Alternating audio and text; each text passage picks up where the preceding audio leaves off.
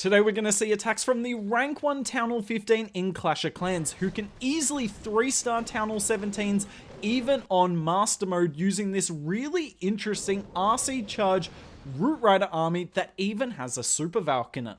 Here's the army comp that Polarization's coming in with, and I want you to watch this Royal Champion charge, because for Town Hall 15 and below, you don't have the Spirit Fox, which is a downside, but it does mean though that you can bring your Warden with the Rage Gem in your Royal Champion charges. Now you do need to place your Invis well. Notice how Polarization messes it up here, so it has to expend an extra Invis spell, but if you get the placement right, you're going to get so much extra value, not only just from the Rage Gem, but also the Warden and the Poison Lizard, because look at the work the Poison Lizard puts in here. So we're about to recall the Royal Champion and Warden here. The Poison Lizard has taken this Queen down, and their lasting damage, bam, she is gone. Now we got to set a funnel for the Root Riders. We've got the Siege Barracks and then the Giant Arrow on the Archer Queen. Giant's going to do some nice tanking. Make sure of your Root Rider troops, as in the main push.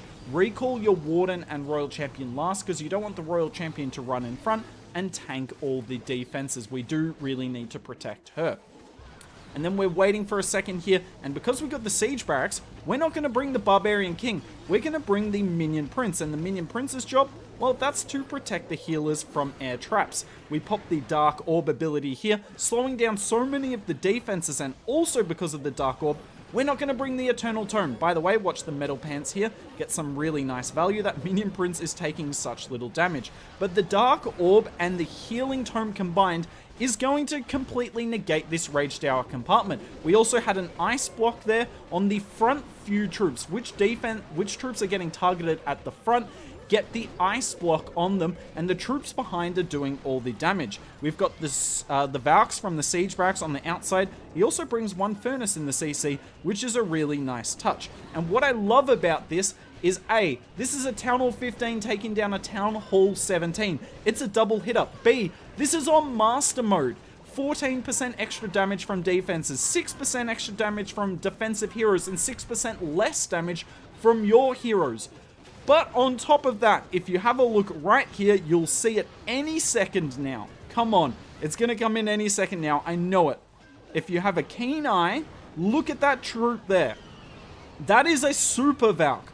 Polarization is not only doing double hit-ups on harder modes, he's using a Super VALK and getting 3 stars on these insanely powerful bases. Now Polarization gonna take down a double Invis base, and the best thing about this base style for the attack strategy, by the way, he always puts a VALK down in front of the Royal Champion so that it can tank a bit of the damage at the start so that you can delay your first Invis a bit more. Anyways, as I was saying, we've got the Giant Arrow, which is going to be a brilliant counter for these double Invis bases, but you can also use the Dark Orb as well to activate these Invis towers. By the way, I didn't show the Royal Champion equipment in the last attack, but no surprises there.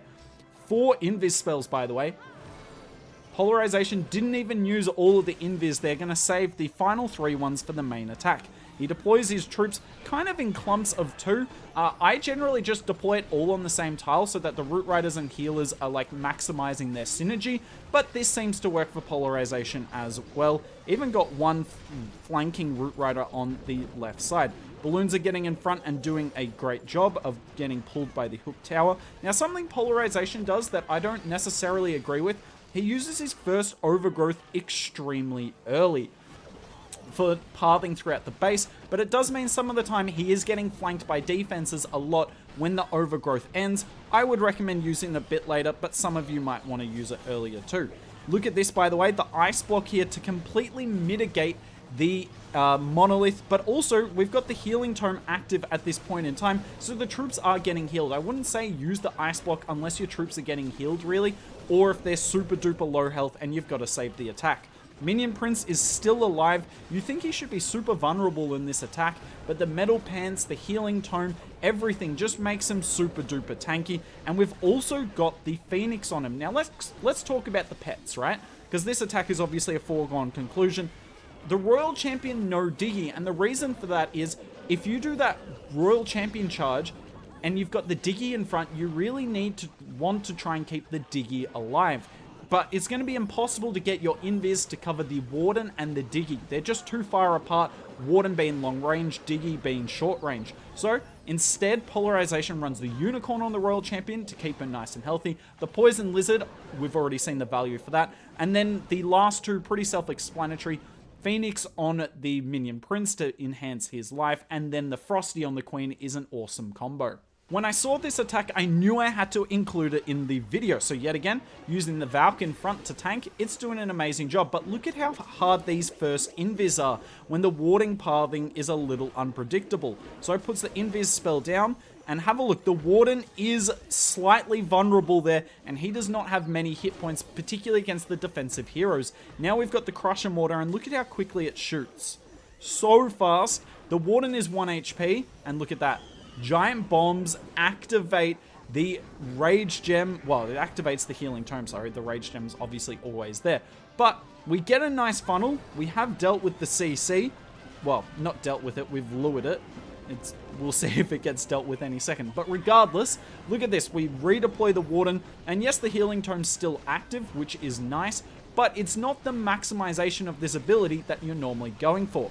Queen and Siege Barracks doing a great job on the top side, but I want you to focus on the center of the base here, because we are going to do this attack without our Warden active ability. So, early overgrowth yet again. This one's a bit better timed. I'd still use it slightly later, but regardless, really nice pathing across the center of the base. Most of the Root Riders are healthy, but nice Ice Block. Look at this. Make sure to not get the healers, and look at that. The Root Riders, much more healthy than they were before. This Ice Block is really nice for low Town Hall attackers is what I'm learning. But what I didn't know, notice these buildings just got un-overgrowths, right? They were overgrowthed, and the Dark Orb hit them. Turns out, the Dark Orb hitting an overgrowth defense, when the overgrowth ends, they're still going to be affected by the Dark Orb. I did not know that was a thing. That's really good to know. So you can still aim it at buildings that are about to be unveiled. Now you're going to see the value of the Furnace. So Phoenix helps out to get the Minion Prince to do some damage on the Town Hall. But the Fire Mites here are just going to slowly but surely whittle that Town Hall away. Obviously, the Town Hall's doing a pretty good job on it at the moment, but as more and more troops get nearby, the Town Hall gets less and less damaging on individual spots, and look at that. Town Hall does eventually go down. We've got a few troops that are extremely low hit points, and we've got the Queen here, and the big thing here is the action figure. Now, obviously, never not going to run the action figure in this army. It's insane, but in case you didn't know, it does the most minute amount of self-healing, and that is going to be the difference between 3 stars and not. And generally, when an attack barely 3 stars, you're like, oh well, probably a bit lucky. But when you're doing a double hit up on a harder mode of the game, you can have the 3-star polarization. Really well done after a tough RC charge, showing that even if you fail the opener, which you will a few times, it's not easy to do, you can still save the attack. But this might be my favorite replay that Polarization shared with me, because Polarization actually shared a couple of fails, and this is something you don't see on YouTube a lot, but I actually think it's really important to show ways that you can fail with this attack. And also, let's not hide from it, guys. He's a Town Hall 15 attacking on Master Mode against Town Hall 17s. He's going to be failing a few attacks. I think he said he won about 20 triples out of 30 this season, which, by the way, is still insane. Nicely done activating the Invis Tower there. Now, the reason he failed this attack has nothing to do with that Royal Champion charge. He did a really nice job, got good value. Now, Siege Barracks Queen, gonna set a nice funnel, and we've already got all our main troops in. But I want you to watch a few things here. The Minion Prince ability, Royal Champion ability, Overgrowth spell, and the Ice Block. So, there's the Overgrowth ability and the Dark Orb. The Dark Orb really doesn't do anything. I assume that was a misfire. But this Overgrowth, right? Obviously, it's stopping the damage from this Fire Spitter, but it's stopping the damage from nothing else, and it's not really helping that much pathing-wise, because you can see we've got these 2 defensive CC Ice Golems coming out here to meet us, which means our army's going to be completely stalled out. We've also used the Royal Champion ability really early here, and you'll notice that. That's the Ice Block spell is right now. That wasn't a defensive CC Ice Golem. That's the Ice Block spell. And what it does, by using it, yes, it is negating the multi-gear tower, but the Royal Champion gets in front of the Root Riders because, well, she wasn't Ice Blocked. The Minion Prince, unfortunately, is taking a lot of damage here to Seeking Air Mines and the Multi-Inferno.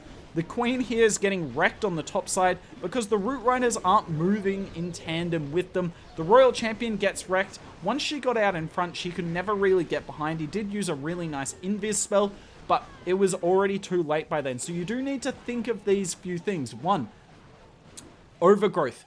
Don't use it too early, but also think about the pathing throughout the base. For me, it was just the Royal Champion and the Ice Block was the biggest thing. Obviously, the Dark Orb not getting amazing value didn't help. But thank you, Polarization, for sharing this, because I don't know. I find it really cool when we see reasons that these attacks fail, because you guys are probably going to learn more from this than one of the other attacks. Actually, let me know down in the comments below, which attack in this video did you learn the most from? Was it the biggest overkill, or was it this failed attack here?